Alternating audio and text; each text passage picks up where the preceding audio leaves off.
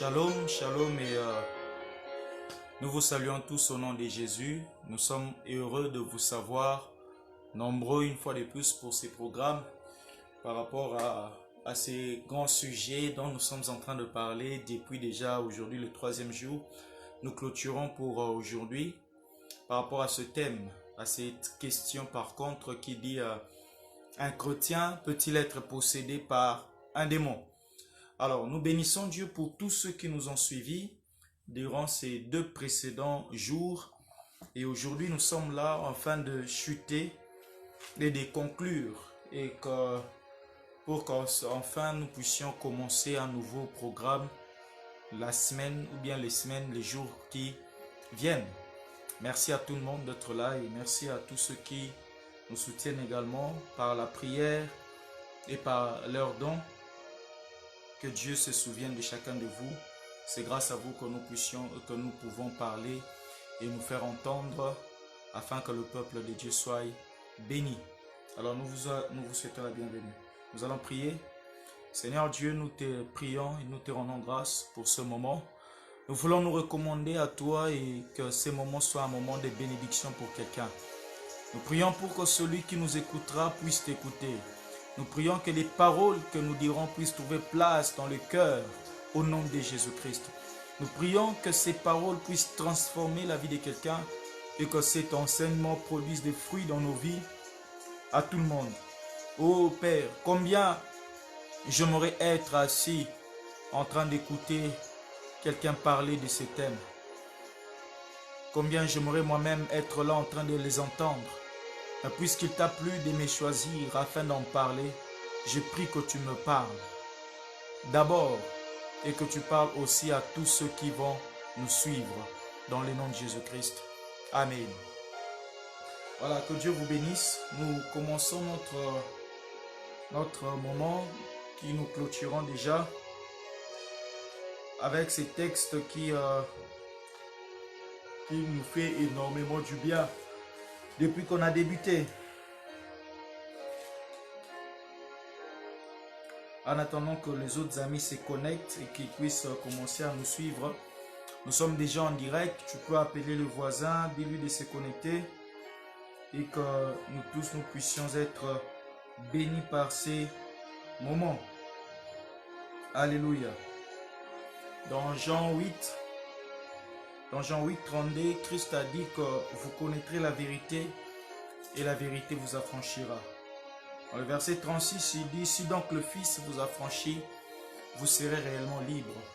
Et nous sommes là comme des voix, comme des trompettes qui sont en train de sonner afin que le peuple de Dieu puisse accéder à sa libération et à sa délivrance totale. Et mon vœu et ma prière est qu'une personne aujourd'hui puisse entendre cette voix. Je ne suis pas le Fils et il n'y a aucun homme sur la terre qui peut prétendre être celui qui donne la délivrance. À part Christ, il n'y a pas. La vraie délivrance, nous l'obtenons en Jésus-Christ. Et ceux qui ont l'habitude de nous suivre comprendront que notre but et notre mission, c'est d'amener plusieurs à la délivrance et de permettre à ce que plusieurs chrétiens vivent et expérimentent la délivrance totale. Et je suis convaincu que ce soir, Dieu bénira quelqu'un. Ce soir, Dieu amènera quelqu'un à accéder à sa délivrance. Alléluia. Alléluia. Voilà, que le Seigneur nous bénisse. Nous avions expliqué au premier jour c'était quoi la possession. Et pourquoi il n'était pas croyable que nous puissions accepter si facilement qu'un chrétien peut être possédé par un démon. Nous avons rendu le domaine de la possession au niveau des personnes qui sont en dehors de Christ. Alléluia. Alléluia. Bon, rassurez-vous, je ne suis pas en train de combattre le ministère de la délivrance parce que la délivrance c'est l'un des domaines dans lesquels Dieu nous a fait grâce d'évoluer. Et avec le temps, nous avons compris, en priant pour les gens, nous avons compris que c'est bon et puis ça aide. Alléluia. Alléluia. Donc nous avons compris ces choses parce que nous sommes dans cela. Et nous ne sommes pas en train de combattre la délivrance, nous sommes juste en train de pouvoir expliquer aux enfants de Dieu afin qu'ils comprennent les vérités fondamentales qui permettent une vie totalement libérée de tout de toute manigance satanique. Amen, amen. Amen, amen. Alors voilà, nous avons expliqué la possession. J'avais dit par rapport à la possession, l'homme étant tripartite, les démons habitent, possèdent l'âme de la personne, enchaînent son esprit et manipulent son corps. Est-ce qu'on se comprend? Ça veut dire il enchaîne l'esprit. Les démons, bien sûr, ils enchaînent l'esprit, ils possèdent l'âme et puis ils influencent le corps. Ils manipulent le corps comme ils le veulent. Alléluia. Amen, amen. C'est pour cela que ceux qui ont l'habitude d'assister dans des services de délivrance se rendent compte que pendant qu'on prie pour les gens, on se dit que non, telle personne, son esprit a été placé dans une forêt. Telle personne, son esprit a été placé dans les eaux, sous les eaux. Celui-là, on lui a caché, on l'a apporté là-bas. Vous comprenez un peu? Parce qu'il captive notre vrai nous pour prendre possession de notre enveloppe corporelle. Le corps n'est qu'une enveloppe qui nous contienne. Un homme, c'est un esprit. Et un esprit qui possède une âme, qui habite un corps. Et c'est comme ça la définition de l'homme. La définition de l'homme n'est pas que l'homme est corps, âme et esprit. Non. L'homme est défini selon la pensée divine comme étant esprit, âme et corps. Et la vraie toi, c'est ce que le diable, le monde des ténèbres cherche à enchaîner. Ils font des prisonniers. Vous comprenez un peu? Ils disent que ceux-là, ce sont des prisonniers.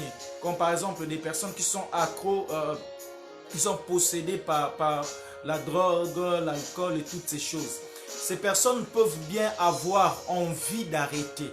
Ils peuvent bien désirer arrêter l'alcool, désirer arrêter la drogue, désirer arrêter avec la prostitution, désirer arrêter avec le mensonge, désirer arrêter avec les péchés. Mais aussi longtemps que Christ n'y est pas, ils n'ont pas la force, la capacité de se rendre libres. Alléluia. Alléluia. Et la liberté, nous l'obtenons qu'en Jésus-Christ. Nous n'obtenons pas de liberté en dehors de Jésus. Nous avons de la liberté en Jésus seul. Et par cet enseignement, nous voulons nous faire comprendre comment au fait qu'un chrétien ne peut pas être possédé par un démon. Et qu'est-ce qui fait maintenant? Qu'est-ce qui fait que nous voyons des chrétiens qui passent souvent dans des services de délivrance? Amen, amen. Alors, premièrement, nous avions dit l'autre fois, c'est à ce niveau-là qu'il faut faire la différence, la nuance entre ce qu'on appelle chrétien. Alléluia. J'avais dit, malheureusement, dans notre génération, nous avons beaucoup plus de chrétiens que des enfants de Dieu. Je me répète, dans notre génération, nous avons beaucoup plus de chrétiens que des enfants de Dieu. Qu'est-ce que j'attends? Qu'est-ce que je veux dire en disant que nous avons beaucoup plus de chrétiens que des enfants de Dieu? Dans notre génération, nous avons des personnes qui portent le titre, le nom chrétien, mais qui ne sont pas en réalité enfants de Dieu, qui ne sont pas convertis, qui ne sont pas nés de la famille de Dieu. Alléluia. Et ce n'est pas étonnant que nous voyons qu'il y ait beaucoup de personnes, soi-disant chrétiens, passer le plus souvent dans des services de délivrance en train de chasser les démons. Chaque fois, chaque culte, chaque service, chaque chose, on les voit là-bas. Pourquoi? Parce que ce ne sont pas des personnes qui sont arrivées au niveau d'être appelés enfants de Dieu. Ils sont chrétiens par peut-être fréquentation. Ils sont chrétiens par habitude. Vous savez, on en a beaucoup comme ça. À force de fréquenter une église, on est habitué à cette église, on comprend les systèmes, on entend les versets bibliques. Et parfois même, nous avons comme ça des personnes qui servent Dieu, qui ne sont pas encore enfants de Dieu. Et c'est à ces personnes-là que j'insiste et je précise que ce sont eux dont les démons possèdent. Un démon, aussi longtemps qu'il peut être démon, il ne peut pas posséder celui qu'on appelle enfant de Dieu. Même si c'est le plus puissant de tous les démons.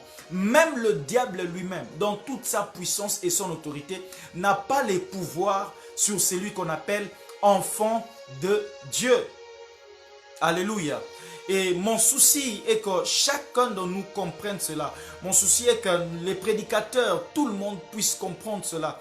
Et j'avais fait une demande la fois dernière, je réitère encore cela, pour demander à nos pères et à nos aînés de bien vouloir encore se pencher sur la question de la vraie conversion et de la délivrance. Vous savez, aujourd'hui, on a beaucoup de ces chrétiens, beaucoup de pasteurs, beaucoup des églises qui mettent la vie de beaucoup d'enfants de Dieu dans cette grande confusion. Alléluia. Alléluia. Nous n'avons peut-être pas l'autorité qu'il faut pour cela. C'est pour cela que j'ai pris à nos aînés de pouvoir répencher sur toi qui es en train de me suivre. Essaye un peu d'en parler avec d'autres hommes de Dieu, que nous puissions une fois de plus recadrer les choses, car le monde va mal et beaucoup d'enfants de Dieu se perdent. Alléluia. J'avais dit encore la fois dernière que la Bible n'a pas dit que le monde, mon peuple périt parce que le manque l'onction. La Bible n'a pas dit que mon peuple périt parce que le manque les prophètes, les plus puissants des prophètes. Dieu n'a pas dit que son peuple est en train de périr parce que lui manque les surnaturels. Dieu a dit que son peuple est en train de périr parce que lui manque la connaissance de leur Dieu, la connaissance de leur position en Dieu, la connaissance de la vie nouvelle qu'ils ont en Christ, les avantages qui sont attachés à la vie de Christ en eux. Alléluia. Alléluia. Alors c'est comme ça avec vous qu'on va développer ces grands thèmes. Et béni soit tous ceux qui nous suivent déjà. Que le Seigneur vous bénisse. Que le Seigneur vous bénisse, vous tous qui êtes là. Alors aujourd'hui nous allons au fait, comme nous avions dit la dernière fois, parler de l'obsession et de l'oppression. Pourquoi? Parce qu'on a compris qu'un chrétien, un enfant de Dieu, un véritable chrétien ne peut être possédé par un démon. Mais la question se pose alors, qu'est-ce qui explique le fait que nous ayons des personnes qui vont à l'église, mais qui ont des maladies, qui souffrent? Nous avons des personnes qui vont à l'église, mais qui sont sous des malédictions. On voit que dans cette famille, il y a réellement telle malédiction. Et parfois même, ceux-là qu'on appelle enfants de Dieu, on peut voir les traces de ces malédictions dans leur vie. Qu'est-ce qui explique cela? Et c'est là que maintenant on va ensemble avec vous comprendre. Et à la suite, à la fin de cet enseignement, à la fin de cette vidéo, je crois que le Seigneur délivrera beaucoup. Et je crois que le Seigneur visitera beaucoup de personnes. Et je crois que le Seigneur agira dans la vie de beaucoup de personnes. Et ces choses vont arrêter de se jouer de vous. Alléluia. Alléluia. Voilà, après avoir parlé et expliqué la possession démoniaque, cette question maintenant que je viens de poser, on va les répondre. Alors, qu'est-ce que nous expliquons lorsqu'on voit aujourd'hui des chrétiens avec des démons? On voit aujourd'hui, on en voit. Je vous dis vrai, on a de ces chrétiennes, surtout des chrétiennes. Vous voyez des personnes qui sont là, remplies de l'esprit mais très impolies. Remplies de l'esprit, remplies aussi des démons de l'impudicité. Remplies de l'onction prophétique, mais remplies aussi de l'esprit d'impudicité. Remplies de l'onction de parler en langue, mais remplies aussi de l'onction d'insolence. Est-ce que vous comprenez cela? Alors c'est là que je dis qu'il y a un petit problème. Et nous avions soulevé le problème, c'était au niveau de la conversion. Si vous vous rappelez, nous avons soulevé ce procédé au niveau de la conversion. Parce que celui qui est en Christ, la Bible déclare que c'est une nouvelle créature. Tous ceux qui sont en Christ sont une nouvelle créature. Cela veut dire que ces gens, les choses anciennes sont passées, voici toutes choses sont devenues nouvelles. Amen, amen. Mais le titre de chrétien n'est pas forcément, celui qui porte le titre de chrétien n'est pas forcément un enfant de Dieu. Je veux que le monde puisse me comprendre. Je veux que ceux qui me suivent me comprennent très bien. Tout le monde n'est pas enfant de Dieu. Amen, amen. Par contre, tout le monde est créature de Dieu. Tout le monde, nous sommes tous créés à l'image et à la ressemblance de Dieu.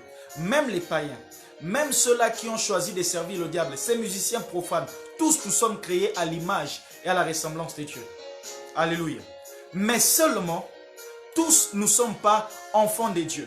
C'est abusivement que je vois certaines personnes quand ils parlent, ils disent oh non, être enfant de Dieu, c'est une grâce, c'est un privilège qui est octroyé à celui qui l'accepte, à celui qui croit en cela. Amen, amen. Un sorcier n'est pas un enfant de Dieu. Je veux que le monde puisse comprendre. Jésus-Christ a dit ceci: Dieu fait lever son soleil sur les bons et sur les méchants. Alléluia. Alléluia. Parce que tout le monde, c'est lui qui nous a tous créés. Mais seulement, on devient enfant de Dieu. On ne naît pas enfant de Dieu. Ma mère ne m'a pas mise au monde comme un enfant de Dieu. On m'a mise au monde comme une créature de Dieu, créée à l'image de Dieu. Mais je suis devenu enfant de Dieu lorsque j'ai accepté, lorsque j'ai accru, j'ai accepté Christ comme Seigneur et Sauveur dans ma vie. C'est à ce moment-là que je suis devenu enfant de Dieu. Je ne suis pas né enfant de Dieu. Le fils d'un pasteur n'est pas né enfant de Dieu. Tu peux être fils d'un prophète, fils d'un pasteur. Tu peux même être à l'écodim depuis ton enfance, depuis les bas âges, grandi à l'écodim. Tu n'es pas enfant de Dieu aussi longtemps que tu n'auras pas cru toi-même d'une manière personnelle, d'une manière sereine, d'une manière... comment je peux dire, aussi longtemps que tu n'auras pas accepté profondément que la mort et la résurrection de Christ est aussi pour toi. La Bible déclare, si tu crois dans ton cœur que Dieu l'a ressuscité parmi les morts, et si tu le confesses de ta bouche, tu seras sauvé. Alléluia. On le devient, on ne le n'est pas. Être enfant de Dieu n'est pas un acquis que nous avons dès la maternité. Non, frères et sœurs. Amen, amen. C'est pour cela que dans Jean chapitre 3, là où se trouve la clé même de ces mystères, Christ parle à Nicodème. Il dit à Nicodème ceci, il dit, personne ne peut voir le royaume des cieux s'il n'est né de nouveau. Nicodème qui est un docteur de la loi, Nicodème qui est quelqu'un qui connaît la Bible, qui connaît les lois, qui connaît Dieu parce qu'il sert Dieu. Il pose la question, comment un homme peut-il encore rentrer dans les ventres de sa mère et naître de nouveau alors qu'il est vieux? C'est là que Christ lui répond ceci. Il dit, ce qui est né de la chair est chair et ce qui est né de l'esprit est esprit. Or, en ce qui nous concerne, nous sommes nés de l'esprit. Nés de la chair parce que ma mère et mon père m'ont mis au monde, mais nés de l'esprit parce que je crus en celui qui est mort et ressuscité, en celui qui est mort à la croix et revenu à la vie. Ainsi, depuis ce jour-là, je suis appelé enfant de Dieu. Si toi aussi, tu as cette conviction, cette assurance d'avoir cru, d'être sauvé, cette assurance de savoir que si aujourd'hui Jésus-Christ revenait, si aujourd'hui tu mourais, tu iras au ciel parce que ton nom est inscrit dans la famille des enfants de Dieu, tape un bon amen. Tape un amen parce que nous voulons nous identifier comme des enfants de Dieu. Nous voulons établir cette différence-là entre les véritables enfants de Dieu, les véritables chrétiens et ceux-là qui ne portent que le titre. Amen, amen. Alors, que Dieu vous bénisse.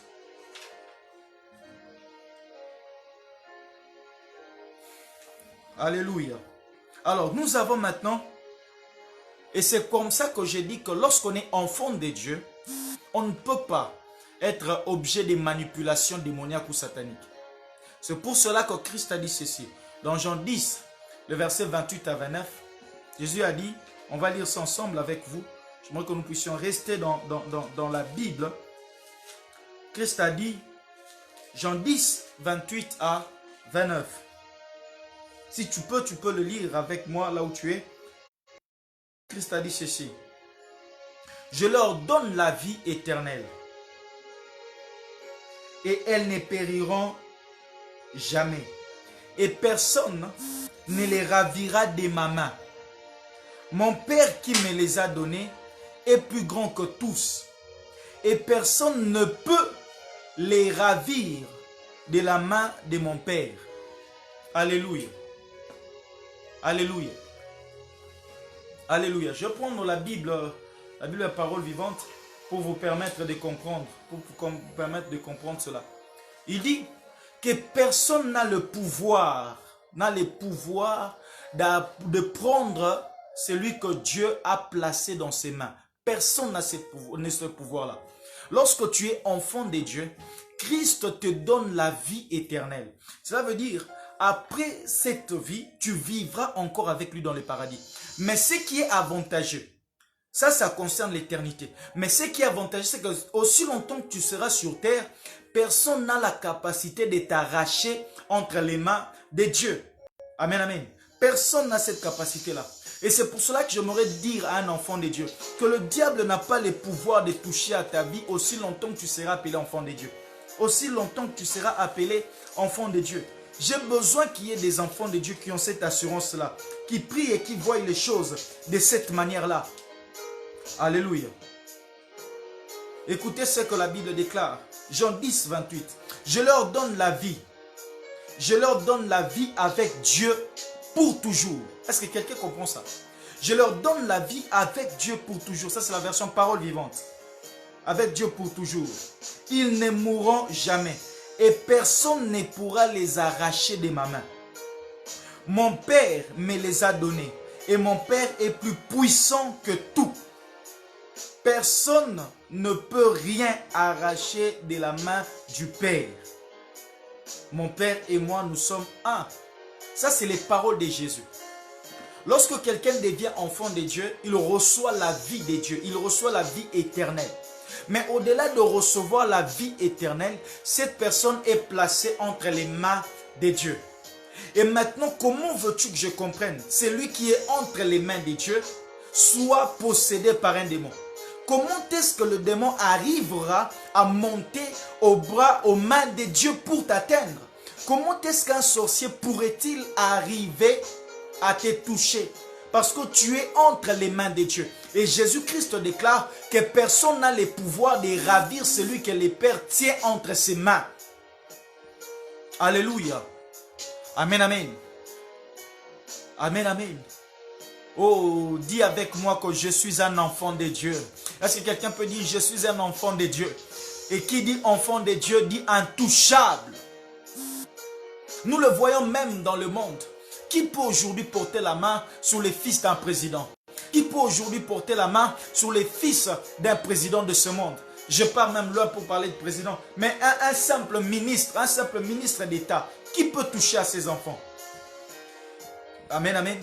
Et jusqu'aux quand serions-nous en train de tolérer les bêtises du diable, les mensonges du diable? Frère, le diable nous ment. Il est en train de te mentir. Il a fait entrer dans l'église beaucoup d'enseignements qui parlent des démons, que les enfants de Dieu peuvent être possédés. Non, je veux vous expliquer cela. Je veux d'abord que nous position en Dieu. Étant enfant de Dieu, le diable n'a aucun pouvoir sur nous. Aucun enfant de Dieu. Un enfant de Dieu, celui qui est enfant de Dieu, celui qui vient de se convertir aujourd'hui même, à peine 30 secondes, cette personne-là est plus puissante que le diable lui-même. Amen, amen. Il est temps que nous puissions jouir de notre position d'enfant de Dieu.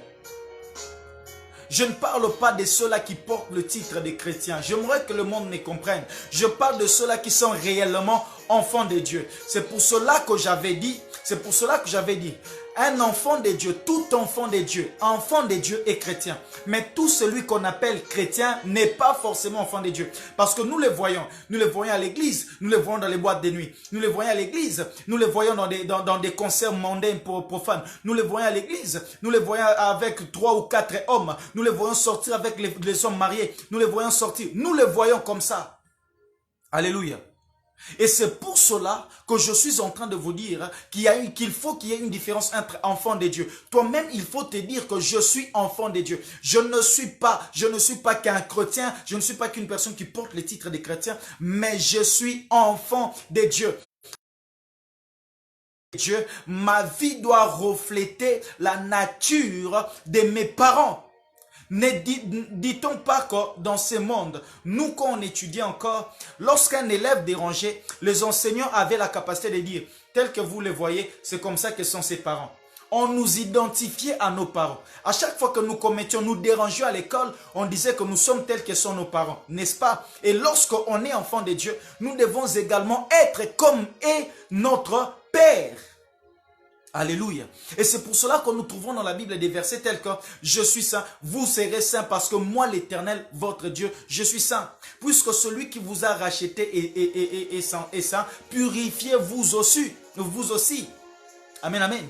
C'est comme ça que l'on reconnaît les enfants de Dieu. On les reconnaît. Pourquoi? Par leur manière d'être. Ils sont comme leur Père. L'apôtre Jean a dit dans 1 Jean 4, 17, il dit, tel que lui il est, tel que nous sommes sur la terre. Alors sois fier d'être enfant de Dieu. Vis comme un enfant de Dieu. N'aie pas honte d'être rejeté par tes amis. Parce que ils ne savent pas qu'en te rejetant, ils sont en train de se priver de bénédictions. La Bible déclare que nous sommes la lumière du monde. Là où je suis, là est la lumière. Et là où je ne suis pas, là est le ténèbre. S'il y a de ces amis qui te mettent à côté par rapport à ce qu'ils sont en train de faire, comprends juste qu'ils sont encore dans les ténèbres. Et la lumière que tu es est en train de déranger leur manière d'être. Cela veut dire ceci. Comprends juste qu'en eux, il y a des démons. Et ces démons sont dérangés par la présence de la lumière que tu es. Vu que ces démons ne peuvent pas te toucher, c'est pour cela qu'ils sont en train d'éloigner les amis de toi. Ils sont en train de te séparer des amis. Tes amis te boutent, te traitent de tout, de bois rien. Parce que les esprits qui sont en eux n'arrivent pas à supporter l'esprit qui est en toi. Toi, tu es un enfant de Dieu. Tu ne peux être assujetti à un démon. Tu ne peux être assujetti à un sorcier. Tu ne peux pas être assujetti à une puissance coutumière. Peu importe.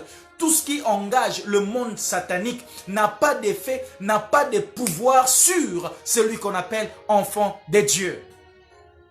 Alléluia. Est-ce que quelqu'un me comprend? Sois fier d'être un enfant de Dieu. Sois fier d'être un enfant de Dieu. Sois fier. Amen, amen. Et c'est pour ça que je dis, quand tu es chrétien, sois-le pour de vrai. Ne le sois pas comme un figurant. Non. Ne sois pas chrétien comme un titre parce que ça fait genre. Aujourd'hui, quand on dit que oh non, je suis chrétien, ça fait beau, ça fait genre. On dit qu'on est chrétien, on staff, on porte les vestes 3 pièces. On est là, je suis chrétien, ça fait genre. Oui, mais ce sont aussi ces personnes qui sont possédées par des démons. Pourquoi? Parce qu'ils ne sont pas réellement convertis. Ils ne sont pas des enfants de Dieu. Alléluia.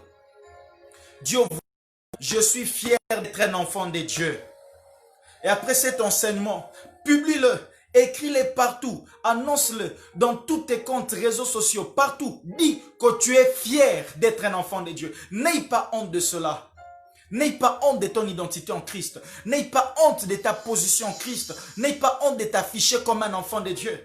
Même si on ne t'invite pas dans ce boom, dans ces fêtes-là, oui, parce qu'ils savent que vous n'êtes pas dans le bon monde. L'apôtre Paul a dit ceci. Quel rapport y a-t-il entre la lumière et les ténèbres? Quel rapport y a-t-il entre la lumière et les ténèbres? Moi, je suis de la lumière. Les ténèbres ne peuvent pas dominer en moi. C'est pour cela que prophétiquement, le prophète Ésaïe a dit ceci. Non, les ténèbres ne régneront pas toujours sur la terre. Là où il y a maintenant les ténèbres, le peuple qui est assis de l'autre côté voit s'élever une grande lumière. Et je suis en train de croire ce soir que c'est sur toi que la lumière de Dieu est en train de s'élever pour chasser toutes les ténèbres qui existent dans ta famille, qui existent dans la maison où tu habites, qui existent dans le quartier où tu es, qui existent dans le pays où tu es, qui existent dans l'église où tu es. Aujourd'hui, les nations africaines sont en train de mourir. Les nations du monde sont en train de sombrer. Pourquoi? Parce qu'on a de moins en moins des enfants de Dieu, des porteurs de la vie de Dieu. On en a de moins en moins. On n'a que des personnes qui portent les titres des chrétiens, qui portent les sobriquets des pasteurs, qui portent les titres des serviteurs de Dieu, alors qu'au fond, ils ne sont pas. Alléluia. Frères et sœurs, ce n'est pas le nombre des miracles que nous faisons qui nous identifie comme étant enfants de Dieu. Jésus-Christ a dit en ce jour-là, Matthieu 7, 24, plusieurs me diront, Seigneur, Seigneur, nous avons prophétisé en ton nom, nous avons guéri les malades, nous avons chassé les démons. Et il leur dira, je ne vous ai jamais connus. Ce qui m'étonne, c'est que Christ n'a pas dit que je ne vous connais pas. Il dit, je ne vous jamais connu. Cela veut dire, depuis le départ, ces personnes n'ont jamais été converties. Et c'est pour cela qu'aujourd'hui, nous voyons tous ces scandales que nous voyons. Pourquoi? Parce que depuis leur entrée dans les choses de Dieu, ils ne se sont jamais convertis. Nous avons cet exemple-là dans 1 Samuel chapitre 3 avec les fils du sacrificateur Élie. Que dit la Bible? Ces personnes étaient des sacrificateurs. Ils offraient des offrandes à Dieu. Ils priaient pour le peuple. Ils faisaient tout ça. Mais la Bible dit que les fils de Élie ne connaissaient pas l'Éternel. Alléluia. Et c'est comme ça qu'on a beaucoup de musiciens chrétiens aujourd'hui. On a beaucoup de musiciens chrétiens. Or, il faut que nous ayons des chrétiens musiciens. L'Église a besoin des chrétiens musiciens. On n'a pas besoin de musiciens chrétiens.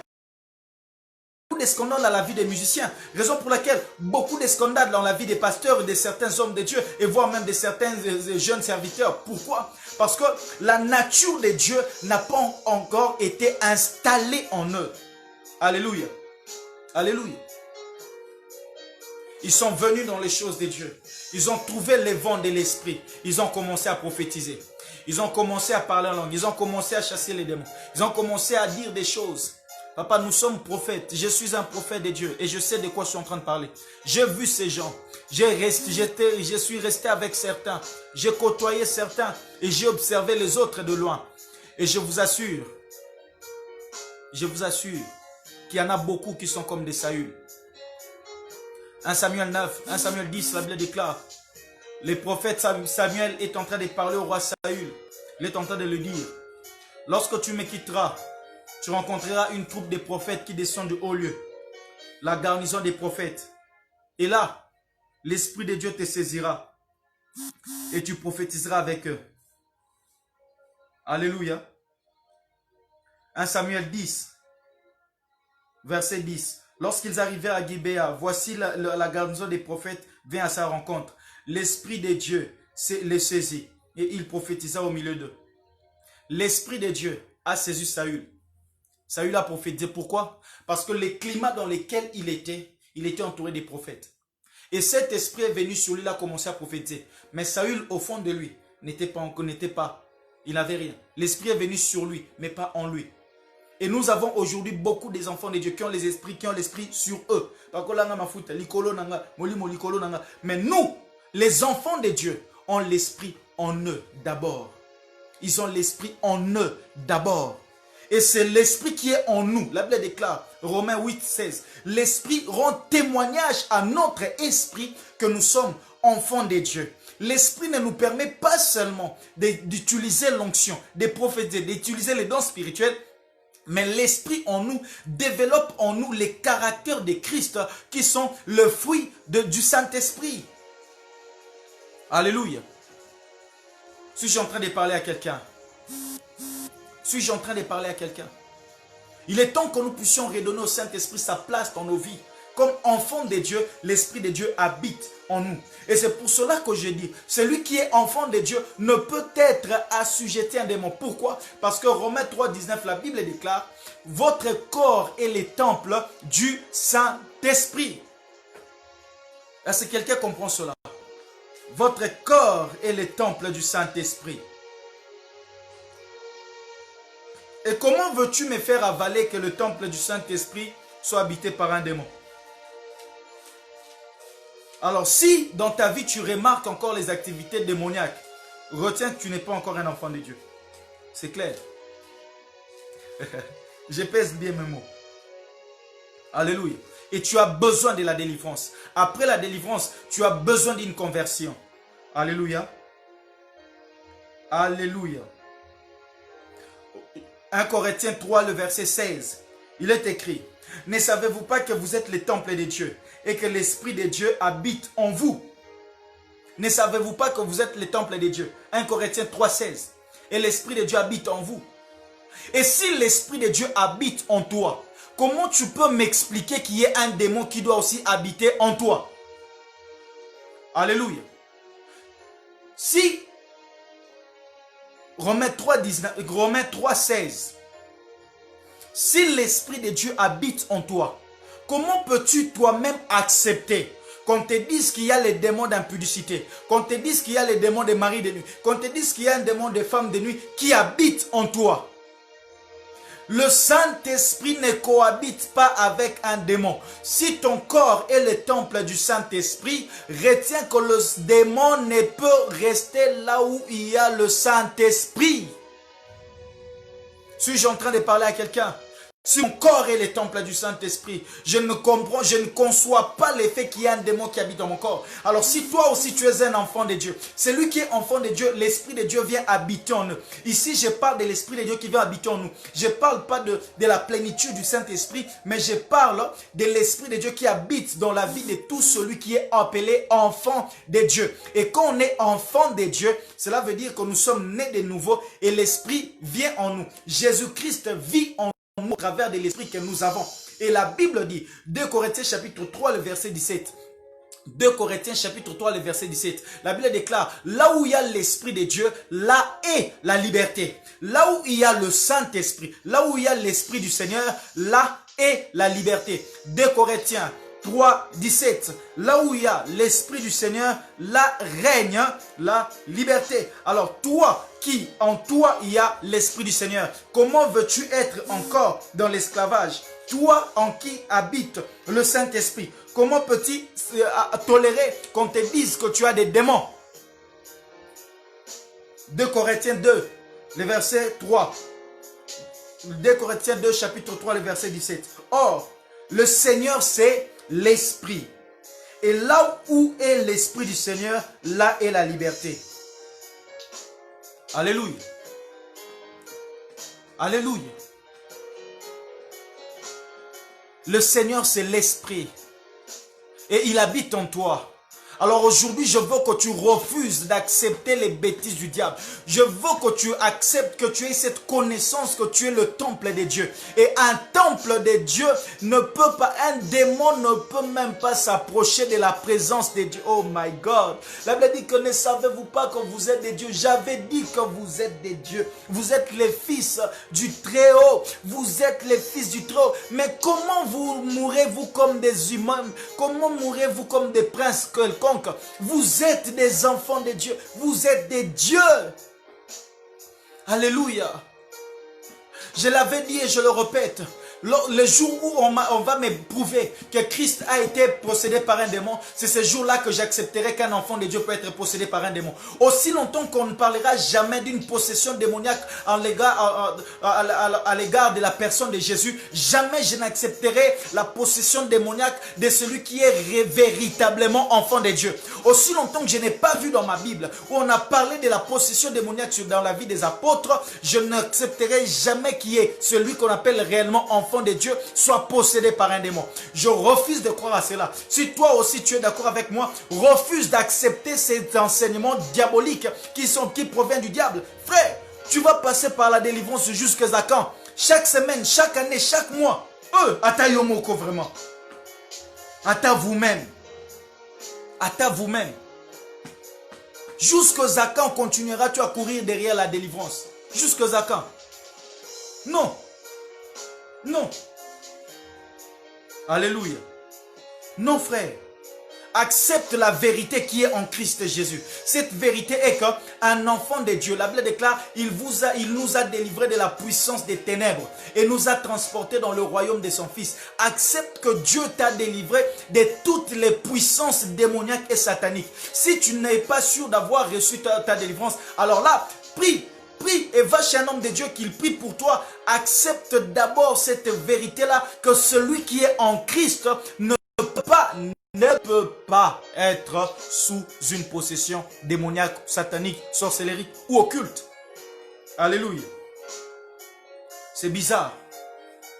Un jour, j'ai entendu dire qu'il y avait quelqu'un qui disait qu'il y avait un pasteur au Bando Kibalié. Oh, un chrétien. Les sorciers l'ont bouffé. Oh non, Balobagi Bossou qui s'est balayé. Frère, est-ce que tu es sérieux? Tu es sérieux qu'on dise qu'un homme de Dieu, un sorcier l'a mangé? Est mort parce qu'un sorcier l'a tué. Alléluia. Alléluia. Est-ce que tu es sérieux? Amen, amen. Dis avec moi. Étant enfant de Dieu, le diable n'a aucun pouvoir sur moi.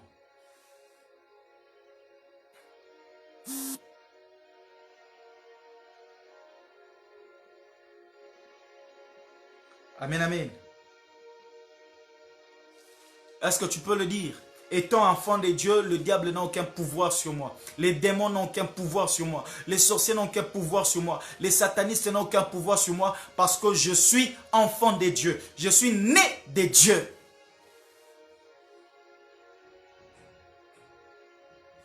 Alléluia. Et ainsi, nous nous rendons compte. La Bible parle d'une femme au nom de Marie. La Bible le présente si on dit Marie était aussi parmi les femmes qui servaient Christ. La Bible dit que c'était de cette Marie-là que Jésus-Christ a chassé 7 démons. Et on n'a plus jamais parlé que Marie a été à nouveau possédée par un démon. As-tu lu dans la Bible les personnes que Christ a délivrées? Et après un certain moment donné, on a vu que ces personnes étaient encore sous des possessions démoniaques. Non.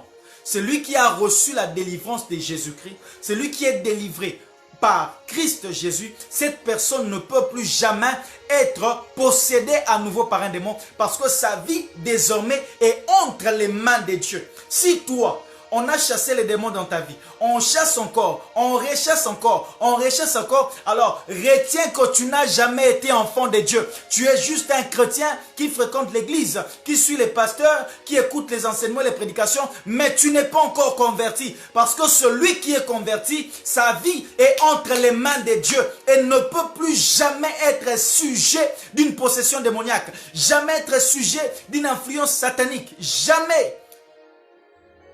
Alléluia. Jamais. Jamais. Alors c'est pour ça, c'est ainsi que nous avions parlé, expliqué cela. Notre corps est le temple du Saint-Esprit. Le temple du Saint-Esprit. C'est absurde que tu acceptes que le diable continue à dominer dans ta vie. Oh non, Mikolo, bah démon. Oh bah démon, papa. Quand tu rêves, enfant de Dieu, toi qui es en train de me suivre, lorsque tu constates dans ta vie qu'il y a les maris de nuit ou les femmes de nuit, n'accepte pas ces bêtises-là. Lève-toi et confesse que tu es un enfant de Dieu. Ton corps là est le temple du Saint-Esprit. Alors comment un démon peut habiter là où il y a le temple du Saint-Esprit? Comment? Comment il peut habiter là où il y a le Saint-Esprit? C'est comme si, comme master. C'est quel jeu ça? Et comment tu peux accepter ça? C'est pour cela que le monde est en train de se détruire. C'est pour cela qu'aujourd'hui, l'église n'a plus d'impact. Parce que l'église est remplie de chrétiens et non des enfants de Dieu. Je parle des chrétiens, des titres, des chrétiens des titres. Et l'église est en train de se détruire. On n'a pas de véritables, on n'a plus de véritables enfants de Dieu à l'église. On n'en a plus. Et c'est pour cela que l'église n'a plus d'impact. C'est pour cela que les démons, les occultistes prennent du terrain. C'est pour cela que l'homosexualité prend du terrain. C'est pour cela que le lesbianisme prend du terrain. Et c'est pour cela qu'il y a même certaines églises où on marie les homosexuels, où on marie les lesbiennes. Pourquoi? Parce qu'ils ne sont pas enfants de Dieu. Qui est enfant de Dieu? Quel enfant de Dieu? Quel véritable enfant de Dieu peut accepter l'homosexualité? Et pourtant, noir sur blanc, depuis l'Ancien Testament jusqu'au Nouveau, Dieu interdit ces pratiques-là. Notre Père est contre cela. C'est que tu n'es pas enfant de la maison. Si tu n'arrives pas à faire ce que le Père demande, c'est que tu n'es pas enfant de la maison. Alléluia. Et c'est pour cela qu'il est temps qu'il y ait. Lève-toi comme un enfant de Dieu. Je suis en train d'en appeler aux enfants de Dieu, aux fils de Dieu. J'en appelle aux enfants de Dieu. J'en appelle aux enfants de Dieu, à ceux qui connaissent leur position en Christ, qui savent leur identité d'enfants de Dieu. Ceux-là, le diable ne peut plus les toucher. Ceux-là, le diable ne peut plus dominer sur eux. Ceux-là, le diable n'a plus d'impact dans leur vie. Amen, amen. Amen, amen. Alors ainsi, à ce niveau-là, j'ai expliqué que la possession, c'est pour les païens. La possession, j'insiste, que la possession démoniaque, c'est pour les satanistes. La possession démoniaque, plutôt, c'est pour ceux qui sont en dehors de Jésus-Christ. Quand vous lisez les évangiles, vous vous rendrez compte que Jésus chassait les démons. Il ne chassait pas les démons dans la vie de ceux qui avaient cru en lui. Il chassait les démons dans la vie de ceux qui n'avaient pas encore cru. Une fois que les démons étaient chassés, alors il les prêchait, il leur annonçait la bonne nouvelle. C'est là que j'avais dit dans mes précédents enseignements ici, j'avais dit que la délivrance est très importante parce qu'elle nous permet de vivre la nouvelle vie que nous avons reçue en Christ librement et pleinement. Je répète, j'avais dit que la délivrance est importante parce qu'elle nous permet de jouir et de vivre pleinement la liberté que nous avons reçue en Christ. Alléluia. Alléluia. Et lorsqu'on devient enfant de Dieu, on doit maintenant comprendre que nous avions été délivrés de tout ce qui est satanique et démoniaque. On a été délivrés de tout ce qui est occulte, de tout ce qui est monde des ténèbres, de tout ce qui engage le diable. Et maintenant, à ce niveau, pour un enfant de Dieu, j'insiste, pour un enfant de Dieu, on ne parle pas des possessions démoniaques, mais on parle des oppressions. Alléluia. Et pour les uns, on parle de l'obsession. Amen, amen. On parle des oppressions, pourquoi? Parce qu'il ne peut pas être possédé, mais il peut juste être opprimé, accablé. Alléluia. Je ne peux pas être possédé, mais je peux moi être... Est-ce que quelqu'un comprend cela? Et cela explique le pourquoi la Bible déclare: si nous vivons d'une manière charnelle, mais notre combat n'est pas charnel. Alléluia. Lisons cela. Lisons. Je veux que nous restions dans les Écritures. Lisons. 2 Corinthiens 10.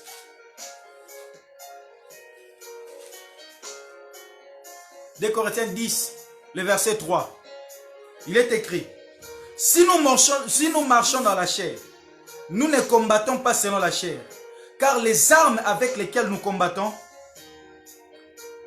ne sont pas charnelles, mais elles sont puissantes par la vertu de Dieu, pour renverser des forteresses. Nous renversons les raisonnements et toute hauteur qui s'élève contre la connaissance de Dieu. Et nous amenons toute pensée captive à l'obéissance de Christ. Alléluia. Est-ce que quelqu'un comprend cela?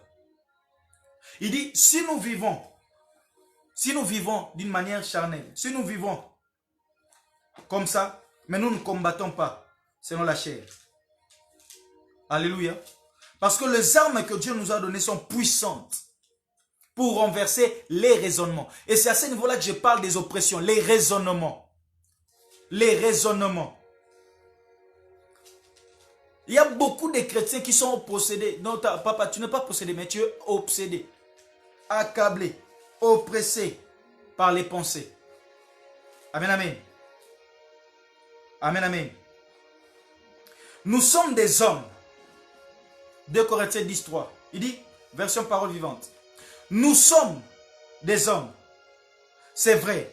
Pourtant, nous ne luttons pas d'une façon humaine. Non. Les armes qui nous servent à lutter ne sont pas des armes humaines. Mais leur force vient de Dieu pour détruire tout ce qui lui résiste. Tout ce qui résiste à Dieu. Amen, amen. Tout ce qui résiste à Dieu, tout ce qui lui résiste. Nous détruisons les façons de penser qui sont fausses. Nous renversons tous les raisonnements que des orgueilleux opposent à la connaissance de Dieu. Nous voulons changer l'esprit des gens pour qu'ils obéissent au Christ. Alléluia. La Bible est claire, frères et sœurs.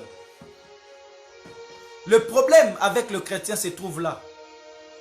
Ce n'est pas dans notre foi, se trouve là, dans le raisonnement. On a tellement reçu des faux enseignements qui parlent, qui décrivent le monde satanique et démoniaque. Et on a du mal à croire en la puissance de Dieu face aux démons. J'ai vu des personnes avoir peur d'un sorcier plus que même d'avoir peur de Dieu. J'ai vu des personnes, il suffit seulement qu'ils entendent que tel oncle est sorcier, telle tante est sorcière, tel voisin est un magicien, tel là est un marabout. La peur entrait en eux. Mais ce soir, je suis venu te faire comprendre que toi, tu es plus puissant que le diable. Imagine que le diable, le puissant diable est inférieur à toi. Et comment pourrais-tu craindre un sorcier ou un démon? Alléluia. Il faut que tu arrives à comprendre que tu ne peux pas être sujet des malédictions familiales.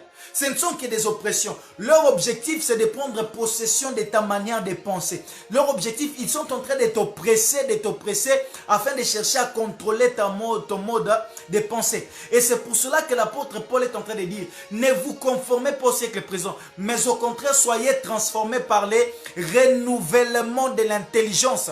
Ayez une intelligence renouvelée. Ça veut dire une intelligence selon les principes du royaume de Dieu et non pas selon la connaissance des hommes et du monde. Alléluia. Je suis oppressé, oui, mais je ne suis pas possédé. Et j'ouvre une parenthèse. Il arrive des fois lorsque nous prions pour les gens qui sont oppressés, pour des enfants de Dieu qui sont oppressés, il arrive des fois où en priant pour eux, il y a certaines manifestations qui se font comme la manifestation des démons. Comme lorsqu'on chassait les démons dans la vie de celui qui est possédé. Mais cela ne veut pas dire que cette personne-là est possédée. Ça veut dire que cette personne a été oppressée jusqu'à ce qu'à un moment donné, son système de pensée a été corrompu. Alléluia. Alléluia. Je vous explique. Les esprits incubes ou succubes, dans la vie des enfants de Dieu, ils n'habitent pas. Ils viennent. Est-ce qu'on comprend ça? Ils viennent. Et ce qui explique même le pourquoi la Bible appelle le diable les tentateurs. La Bible n'appelle pas le diable diable. Non, il l'appelle tentateur. Pourquoi? Parce que le diable ne vient que pour tenter. Le diable sait qu'il n'a aucun pouvoir sur toi.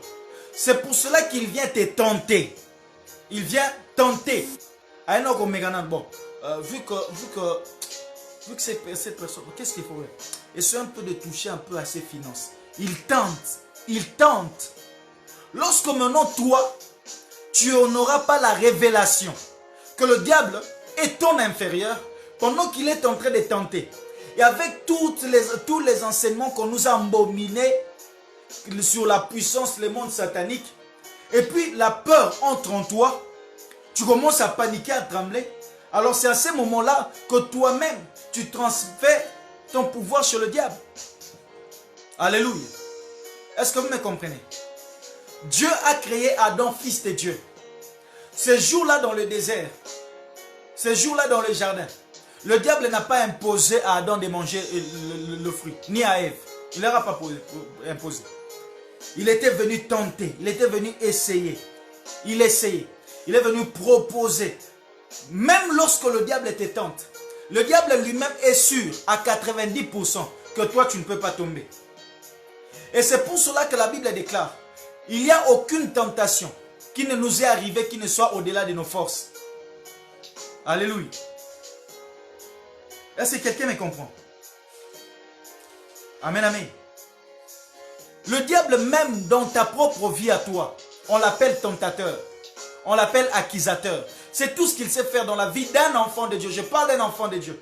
Tout ce que le diable sait faire, c'est tenter et accuser. C'est tenter et accuser. Parce qu'il n'a pas le pouvoir de te toucher. Il faut qu'il t'accuse. Il faut qu'il te cherche un motif pour pouvoir t'atteindre. Mais normalement, comme ça, il ne peut pas te toucher. Alléluia. Il ne peut pas. Amen, amen. Est-ce que quelqu'un me comprend? 1 Corinthiens 10, le verset 13. Je reviendrai sur ces versets lorsque je parlerai de l'obsession. Alléluia. Nous sommes oppressés. Et lorsque nous sommes oppressés, maintenant Jésus-Christ, Dieu savait qu'en devenant enfant de Dieu, le diable ne nous laissera pas tranquilles. C'est pour cela que lui-même il dit, je ne vous laisse pas orphelins. Je vous enverrai le consolateur. Le Saint-Esprit est venu afin de pouvoir nous aider à bien vivre cette vie que nous avons reçue en Christ. Ça veut dire cette vie d'enfant de Dieu sur terre. Il est venu pour nous permettre de développer cette vie-là, de le vivre comme il faut tout en étant sur terre. À ce niveau, le diable ne peut plus te posséder. Parce que déjà tu es possédé par le Saint-Esprit. Déjà, le Saint-Esprit habite en toi. Alors le diable maintenant va commencer à t'oppresser. Chercher à te nuire, chercher à te distraire, j'ai bien dit. Le diable cherchera à te distraire. Le diable cherchera à te maintenir dans l'ignorance afin de continuer à avoir les dessus sur toi. Alléluia. C'est pour cela que les hommes du monde disent que la connaissance est un pouvoir. Parce qu'ils savent ce que produit celui qui a la connaissance. Alléluia. Alléluia. On nous a rapporté l'histoire d'un homme de Dieu dans le temps. Celui-là, pendant qu'il dormait, il voyait, les démons, les sorciers sont venus les menacer. Il entend le bruit, les histoires se casser dans sa chambre, tout. Il se réveille la nuit comme ça. Il dit, ah, c'est toi le diable. Oh, oui, c'est moi le diable. Cet homme, calmement, il s'est recouvert, il s'est endormi. Alléluia. Après, il a ouvert la couverture, il dit, avant que tu ne partes, arrange tous les dégâts que tu as fait. Et puis pars. Excusez-moi. Est-ce que quelqu'un comprend cela? Voilà l'exemple de quelqu'un qui a la connaissance de sa position d'enfant de Dieu. Il dit, ah, ce n'est que toi. Et regarde, ce n'est que toi. Oh oui, c'est moi. Il rentre dormir. Toi, qu'est-ce que tu vas faire? Tu vas finir le stock des feux. Ta voix là va partir en train de crier, feu, feu, feu, feu. Alléluia. Et c'est ainsi que Christ a dit ceci. Luc 10, 19. Voici, je vous donne le pouvoir de marcher sur les serpents, les scorpions et sur toute la puissance de l'ennemi, afin que rien ne puisse vous nuire. Christ savait que tout en restant sur la terre, nous allons faire face aux menaces du diable. Nous allons faire face. J'ai bien dit que nous allons faire face à cela. Mais le fait de faire face à cela ne veut pas dire que nous allons perdre la bataille. Parce qu'en ce qui nous concerne, nous sommes déjà des victorieux dans tous les combats que le diable engage contre nous. Si nous perdons certaines batailles, ce n'est pas Dieu. Ce n'est pas que Dieu a voulu. C'est juste notre manque de conscience, de connaissance surtout qui a joué. Alléluia. Alléluia. Dites Amen. Alors maintenant, toi qui es enfant de Dieu, il te donne le pouvoir de marcher sur serpents, scorpions, sur toute la puissance de l'ennemi. Toi et moi, nous devons comprendre que la place des démons dans la vie d'un enfant de Dieu, c'est sous ses pieds. La place d'un sorcier dans la vie d'un enfant de Dieu, c'est sous les pieds d'un enfant de Dieu. La place que doit occuper les plus puissants sorciers de votre famille, c'est être sous tes pieds. Il faut le ramener à l'ordre. La Bible dit que je vous donne le pouvoir de marcher sur les serpents, les scorpions et sur toute la puissance de l'ennemi. Alors ce soir, je suis venu te dire, ramène tous les sorciers à l'ordre. Ramène tous les démons à l'ordre. Mets-leur à leur place. Leur place est d'être sous tes pieds et non même pas face à toi. Non, frères et sœurs, c'est trop bas de te mesurer avec un démon. C'est trop bas. J'ai dit que c'est trop bas que tu te mesures avec un démon. La place d'un démon devant toi, la place d'un démon dans ta vie, c'est d'être sous tes pieds. Alléluia. C'est trop bas. Ce n'est pas être, c'est trop bas. Ce n'est pas avoir la connaissance. Ce n'est pas considérer en fait l'œuvre de la croix. Alléluia. Les sorciers ne peuvent pas se mesurer à un enfant de Dieu. Les démons ne peuvent pas, même les satanistes, le plus puissant des satanistes doit trembler devant les plus petits des enfants de Dieu. Est-ce que quelqu'un me comprend? Vous voulez que je me répète? Le plus puissant des francs-maçons est le plus petit et doit se soumettre aux plus petits des enfants de Dieu. Alléluia. Alléluia. Leur niveau le plus élevé, c'est notre niveau le plus bas. Le niveau le plus élevé d'un sataniste, c'est le niveau le plus bas d'un enfant de Dieu. Est-ce que quelqu'un comprend cela? Le niveau le plus élevé d'un sorcier, c'est le niveau le plus bas d'un enfant de Dieu. Pourvu que les enfants de Dieu comprennent les choses que je suis en train de dire. Pourvu que nous puissions les comprendre. Amen, amen. Et ce qui fait que maintenant, nous avons des chrétiens qui sont oppressés par les démons. Malgré ces oppressions-là, laisse-moi te dire que tu as la victoire. Il a dit que nous ne combattons pas pour la victoire, mais nous combattons dans la victoire. Je suis en train de combattre. Je porte les armes de Dieu. Selon Ephésiens 6. Selon Ephésiens 6, je porte les armes de Dieu afin de tenir ferme. Non pas parce que je ne sais pas l'issue du combat, mais parce que je sais qu'à la fin de ces combats, je suis déjà victorieux. Alléluia. Est-ce que quelqu'un comprend ces choses que je suis en train de dire? Je suis en train de combattre, non pas parce que j'ignore l'essor final de la bataille, mais parce que je maîtrise l'essor final de la bataille. L'essor vital de la bataille est que je suis victorieux. Amen, amen. Alors lève-toi. Lève-toi. Si tu es en train de me suivre, lève-toi. Lève-toi, réveille-toi, réveille-toi, que ton esprit se réveille. Lève-toi, réveille-toi, réveille-toi. Prends conscience de ta nature d'enfant de Dieu. Bats-toi, parce que tu te bats non pas pour chercher la victoire, mais parce que tu as déjà la victoire. Lève-toi pour ton mariage, lève-toi pour ton travail, lève-toi pour ta santé. Lève-toi parce que Christ t'a déjà donné la santé. Il a dit, cherchez premièrement le royaume des cieux et le reste vous sera donné par-dessus. Si déjà tu as cherché le royaume des cieux, si tu as déjà trouvé le royaume des cieux, alors comment veux-tu ne manquer d'avoir les par-dessus? Les restes. Est-ce que quelqu'un me comprend? Quand on dit chercher premièrement le royaume des cieux, on ne va pas tous les jours chercher le royaume des cieux. Non, le royaume des cieux vient à nous le jour où Christ entre dans nos vies. Lorsqu'il dit chercher premièrement la connaissance de Christ, chercher premièrement à être enfant de Dieu. Jean 3 dit ceci, personne ne peut voir le royaume des cieux s'il n'est né de nouveau. Alléluia. Si tu es déjà né de nouveau, c'est que tu es déjà dans le royaume des cieux. C'est que le royaume des cieux est déjà en toi. Alors, il faut que tu vives le reste. Alors, cesse maintenant d'accepter les bêtises du diable, les oppressions sataniques qui sont en train de te distraire pour ne pas accéder à l'épanouissement, accéder au bonheur, accéder à la vie pleine comme Dieu veut que tu le vives sur terre. Qui a dit que la volonté de Dieu est que ses enfants souffrent? Qui a dit que la volonté de Dieu est que ses enfants mendient? Qui a dit que la volonté de Dieu est que que ses enfants manquent. Non, frères et sœurs. Même dans l'Ancien Testament, David a dit, j'étais jeune, je vieillis, je n'ai point vu le juste abandonné, ni sa postérité mendier le pain. Et comment accepter, toi, enfant de Dieu? Je suis juste, non pas parce que je suis bien, mais parce que j'ai été justifié par le sang de Jésus-Christ. Il m'a justifié. C'est alors que je suis juste. Et si je suis juste, comment veux-tu que tu sois abandonné? Comment veux-tu croire à ce que le diable te dise que Dieu t'a abandonné? Dieu t'a abandonné, Dieu t'a rejeté. Dieu ne rejette personne. Dieu n'abandonne personne. Dieu n'abandonne pas. Il dit ceci. Même si une femme oubliait l'enfant qu'elle allait, mais moi l'Éternel, je ne t'oublierai jamais. Alors arrête de croire aux bêtises du diable. Oh non, Dieu ne va plus de moi parce que je suis tombé dans l'impudicité. Dieu ne voudra plus de moi parce que je suis tombé dans la fornication. Non frère, Dieu veut toujours de toi. Tu es son enfant. La relation familiale ne se brise pas parce que l'autre là avait pris les biens de son grand frère et puis il a arrêté d'être son grand frère. Jamais. Alléluia. Amen, amen. Alléluia. Ephésiens 6, 12, il est écrit. Car nous n'avons pas à lutter contre la chair et le sang, mais contre les dominations, contre les autorités, contre les princes de ce monde des ténèbres, contre les esprits méchants dans les lieux célestes. C'est pourquoi prenez toutes les armes de Dieu afin de pouvoir résister dans les mauvais jours et tenir ferme après avoir tout surmonté. Est-ce que quelqu'un comprend cela?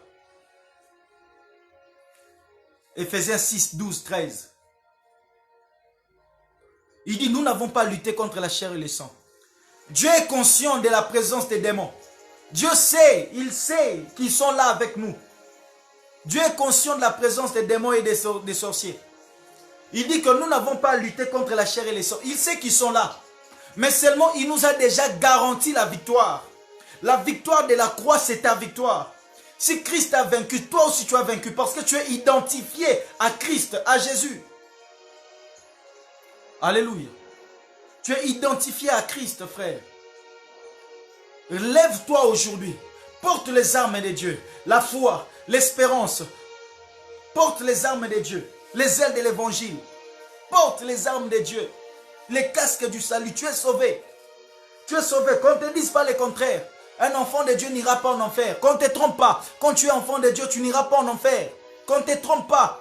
Réveille-toi de cette assurance. Lève-toi. Et chasse cet esprit de culpabilité qui essaye de te coincer, de t'éloigner de tes promesses et de ta zone. Chasse cet esprit-là. Alléluia. Tu es oppressé, accablé. Mais le Seigneur t'a déjà garanti la victoire. Les oppressions sont là. Mais nous avons la victoire. Amen, amen. Amen, amen. Et retiens ceci. Le diable ne veut que tenter. Lui-même, il n'est même pas sûr qu'il va te vaincre. C'est pour ça qu'on l'appelle tentateur. C'est pour cela qu'on l'appelle tentateur. Parce qu'il n'est même pas sûr. Il n'est même pas sûr qu'il peut te battre. Il vient juste te tenter. Tenter. Il vient tenter. Parce que le diable lui-même, le diable là, il est très conscient qu'il ne peut rien contre toi. Mais ce n'est que toi qui n'es pas conscient que tu es plus fort que le diable. Alléluia. Enfin, nous avons l'obsession. Qu'est-ce qui fait que beaucoup de chrétiens n'arrivent pas à s'en passer? Ce n'est pas qu'ils sont possédés par des démons. L'impudicité, le sexe, l'alcool, le mensonge, la tricherie, la corruption, toutes ces choses accablent la vie de beaucoup de chrétiens. Les inquiétudes, la souci, la culpabilité accablent beaucoup de chrétiens. Mais qu'est-ce qui justifie cela? Cela se justifie, comme j'ai dit tantôt, par les oppressions démoniaques qui ne sont pas des possessions démoniaques. Et deuxièmement, certains enfants de Dieu, après leur conversion, ont déjà pris goût à certaines choses. C'est là qu'on appelle obsession. Ils sont obsédés. Alléluia. Et même dans les obsessions, la Bible dit que nous avons la victoire. La délivrance de Dieu doit avoir de l'effet dans tous les domaines de notre vie. Il n'y a pas un domaine où la délivrance ne touche pas. Et tu ne peux pas être obsédé par un péché quelconque tant que tu es en Christ. Alléluia. Alléluia. Dans 1 Corinthiens 10, le verset 13, l'apôtre Paul dit ceci. 1 Corinthiens 10, 13.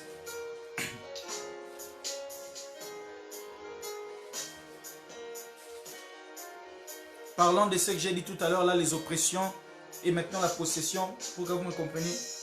1 Corinthiens 10, 13, il est écrit: Dieu, aucune tentation ne vous est survenue qui n'ait été humaine. Et Dieu qui est fidèle ne permettra pas que vous soyez tentés au-delà de vos forces. Mais avec la tentation, il préparera aussi le moyen d'en sortir, afin que vous puissiez la supporter. Alléluia. Est-ce que quelqu'un comprend ça? Il dit, aucune tentation qui peut t'arriver ne peut être plus fort que toi. Et c'est pour cela que tu ne peux pas accepter de vivre continuellement dans un péché quelconque. Tu ne peux pas accepter de toujours perdre la bataille devant le même péché depuis que tu es, depuis des années. Non. Parce qu'il n'y a aucune tentation qui vous arrive qui n'ait été humain.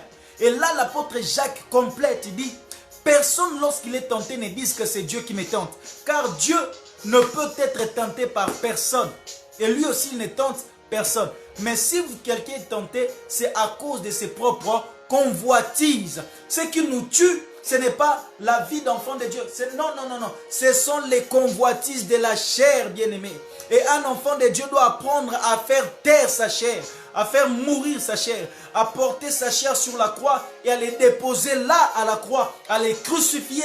Ainsi, tu pourras vivre pleinement la vie victorieuse en Jésus. Si tu apprends à crucifier ta chair, ainsi les démons ne peuvent pas continuer à fréquenter la maison où tu habites. Si tu crucifies ta chair, les diables, les sorciers ne peuvent pas continuer à faire de ta vie un terrain de basket. Si ta chair est crucifiée, ce qui donne la force aux démons, aux sorciers, aux diables, c'est le péché. Et tant qu'un enfant de Dieu apprendra à vivre sans péché, alors cet enfant de Dieu vit pleinement la victoire.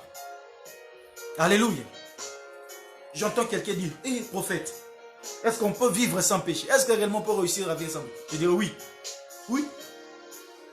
Oui, on peut. Comment ça? 1 Jean 3, le verset 9. Celui qui est né de Dieu ne pêche point. Ça devient intéressant. Amen, amen. Ne pêche pas. Alors, à ce niveau-là, on comprend ceci. Et celui qui est né de Dieu ne pêche pas. Mais 1 Jean 2, 1 à 2, il est écrit. Petits enfants, je vous écris ces choses afin que vous ne péchez point. Mais si quelqu'un parmi vous pêche, sachez que nous avons un avocat auprès du Père. Alléluia. Un avocat auprès du Père. Jésus-Christ. Il est notre avocat. Il sait que tu es encore un homme. Tu es en train de te battre. Tu as la chair et le sang. Tu es dans le monde. Il sait qu'il peut arriver que tu flanches un peu. Mais, il est l'avocat. Lorsque le diable s'élève en accusateur, lui, il s'élève en avocat. Est-ce que quelqu'un est en train de comprendre ces choses?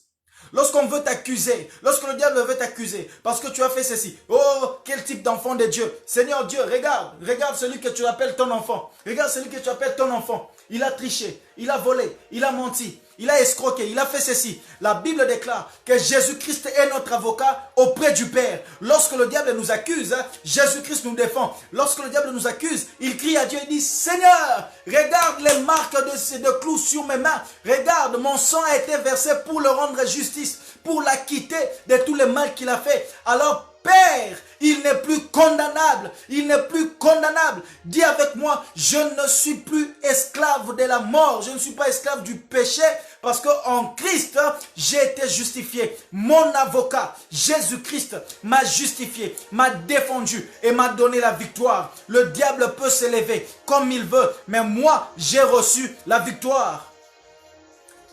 Alléluia. Le diable peut être 10 000 fois diable. Il ne peut rien contre un enfant de Dieu. Parce que lorsqu'il viendra l'accuser par rapport à sa manière de vivre, Jésus-Christ viendra le défendre par rapport à sa vie à la croix. Lorsque le diable viendrait chercher à le toucher, la Bible déclare que personne ne peut prendre de ma main Personne ne peut prendre la personne que je tiens entre mes mains. Le diable ne peut pas te prendre. Dis-le avec moi ce soir, au nom de Jésus-Christ. Le diable ne peut pas toucher à mon mariage. Le diable ne peut pas toucher à ma vie. Le diable ne peut pas toucher à mes enfants. Le diable ne peut pas toucher à mes enfants, à mes fils, à mes filles. Le diable ne peut pas toucher à tout ce qui m'appartient parce qu'en Christ Jésus, j'ai la victoire. En Jésus-Christ, je suis entre les mains de Dieu et personne n'a le pouvoir de prendre celui que Dieu a dans sa main. Personne n'a le pouvoir de prendre quelque chose entre les mains du Père. Ma vie est entre les mains du Père. Mes jours sont inscrits sur les mains. La Bible déclare que tes murs, tes jours sont inscrits devant ma face, devant mes mains. Ma vie est inscrite, tous les détails de ma vie sont mentionnés devant le Seigneur Jésus-Christ. Alors je suis en train de prier pour quelqu'un dans le nom puissant de Jésus-Christ. Toi qui m'as suivi. Toi qui as suivi cet enseignement, enfant de Dieu, retiens que le diable ne peut pas te toucher. Enfant de Dieu, retiens que tu ne peux pas être possédé par un démon. Enfant de Dieu, retiens que tu peux être oppressé, mais Dieu t'a donné le pouvoir de dominer les démons, de dominer les sorciers, de dominer, même le plus puissant des satanistes. Je le répète et je le dis, le niveau le plus élevé des satanistes, c'est notre niveau le plus bas. C'est notre niveau le plus bas. Dans le nom de Jésus-Christ, je prie que la vie de Jésus commence à se manifester en toi. La vie de Christ que tu as reçu se manifeste en toi, puisse avoir de l'effet dans ton travail, de l'effet dans ton ménage, de l'effet dans ton foyer, dans la vie de tes enfants, dans la vie de ton mari. Tu es une lumière, laisse que ta lumière luise. Tu es une lumière, laisse que ta lumière luise. Au nom de Jésus-Christ, la Bible déclare, il fait des anges, des flammes de feu, des messagers et des serviteurs de flammes de feu. Maintenant, je déclare que tu es une flamme de feu. Le diable ne peut pas te toucher. Les démons qui viendront te toucher, ses mains brûlera. Les sorciers qui essaieront de te toucher, ses mains brûleront. Au nom de Jésus-Christ, dans le nom puissant de Jésus. Dans le nom puissant de Jésus, si tu es en train de me suivre, commence à prier là où tu es. Parce que je suis en train de croire que maintenant même, la puissance de Dieu est en train de descendre pour affecter les gens, pour toucher et arracher de l'ignorance ceux qui ont été rendus, gardés longtemps ignorants. Frère, ce soir, je ne viens pas prier pour que tu reçoives l'onction. Ce soir, je suis en train de venir prier pour que tu sois révolutionné dans ta mentalité, dans ta conscience. Que la connaissance et la conscience d'enfant de Dieu, la mentalité d'enfant de Dieu te soit accordée. Que tu vives comme réellement un enfant de Dieu. Que tu jouisses de tes droits comme un enfant de Dieu. Que tu jouisses de tes droits comme un enfant de Dieu. Alléluia. Aujourd'hui, je ne suis pas là pour prophétiser sur toi. Oh non, prophète, qu'est-ce que Dieu dit? Non, je suis là pour te dire un ainsi dit l'Éternel, vrai, puissant, qui peut transformer, changer ta vie à jamais. C'est que tu es un enfant de Dieu et que tu dois apprendre à vivre comme tel, à jouir des avantages qu'il y a d'être un enfant de Dieu. Tu dois apprendre cela, frère. Si j'étais le fils du président, quelle personne pourrait me toucher? Qui pourrait même m'insulter, me critiquer en cours de route? Parce qu'ils savent que mon père, c'est le président. Ils le savent. Et le démon aussi savent que ton père c'est Dieu. Le diable sait que ton père c'est Dieu. Et il n'osera pas venir te toucher. Il n'osera pas un peu. Alors lève-toi comme un enfant de Dieu. Prends conscience que tu es un enfant de Dieu. J'aime cet adage. Il y avait un jour un aiglon qui avait perdu le nid de ses parents, qui était tombé. Il a commencé à vivre avec le poussin. Il vivait avec le poussin, il ne savait pas qu'il était un aigle. Il ne savait pas, il pensait qu'il était une poule à devenir un coq pendant qu'il était en train de grandir. Mais un beau jour, on ne comprenait pas comment est-ce que les poussins grandissaient, ils étaient petits. Mais lui, il grandissait avec des grands ailes. Mais un beau jour, lorsque les grands éclats poussaient un cri, le petit aiglon a entendu. Il dit non, là je reconnais ma nature. Les sons que je suis en train d'attendre, c'est les sons de chez nous. J'ai longtemps vécu ici sur terre. J'ai mangé les vers, j'ai mangé les maïs, j'ai mangé les grains de maïs, j'ai mangé les grains de riz. Ce n'était pas de mon alimentation. Il est temps que tu prennes ton envol comme un enfant de Dieu et que tu te lèves et que tu prennes le contrôle et la domination comme un enfant de Dieu. Dans le nom de Jésus-Christ, je prie, Père éternel, visite tes enfants cette nuit. Père éternel, que le diable arrête de garder dans l'ignorance tes enfants. Que la connaissance de la vérité parvienne à tous les enfants de Dieu qui m'ont suivi et qui sont en train de me suivre. Dans le nom puissant de Jésus-Christ. Soyez abondamment bénis, vous tous qui nous avez suivis durant ces programmes. Que Dieu vous bénisse énormément. On est ensemble avec vous. On est ensemble. Que l'Éternel vous bénisse. Que l'Éternel vous bénisse. Je suis en train de prier pour que celui qui est malade reçoive la guérison. Je suis en train de prier pour que celui qui est malade, un enfant de Dieu qui souffre d'une maladie chronique, je prie que tu reçoives la guérison dans le nom puissant de Jésus-Christ. Un enfant de Dieu ne peut pas continuer à avoir une maladie chronique. Non, non, non, non. Arrête de supporter ce genre de bêtises dans le nom puissant de Jésus-Christ. Alléluia. Alléluia. Arrête de supporter ça. Arrête. Arrête. Prends conscience de ta nature. Tu es un enfant de Dieu. Alors tu dois vivre comme tel. Tu dois vivre comme tel. Tu dois vivre comme tel. Est-ce que tu es en train de me comprendre? Tu dois vivre comme tel. Que le Seigneur te bénisse. Et qu'il bénisse tous ceux qui nous soutiennent, tous ceux qui nous ont suivis. Vos questions, posez-les nous. Nous vous répondrons par la grâce de Dieu. Et nous croyons que ce message a été une bénédiction pour vous. N'hésitez pas à les partager aux autres, afin qu'un grand nombre soit béni. Que Dieu vous bénisse. Merci à tous ceux qui nous soutiennent, à tous nos partenaires. Et merci, un grand merci à Dieu. Et surtout un grand merci à mon épouse, ma femme, la servante prophétesse bénie, qui est toujours là avec moi. Et merci à tout ce monde qui nous porte à cœur, qui porte à cœur ces ministères, qui croient en nous, car nous sommes là pour vous. Et portez-nous aussi dans vos prières, afin que nous puissions continuer à faire l'œuvre du Père et à prêcher les vérités de la Bible concernant la nature et la vie, l'appartenance dans la famille de Dieu. Que Dieu vous bénisse. On se voit au prochain programme. Suivez-nous sur tous nos comptes réseaux sociaux. Nous sommes sur YouTube au nom du prophète Amani Nabi. Et là, le même nom c'est sur Instagram, les mêmes noms sur Facebook.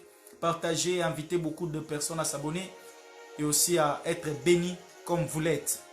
Que le Seigneur vous bénisse. On se retrouve prochainement et lundi, mercredi, vendredi. Merci.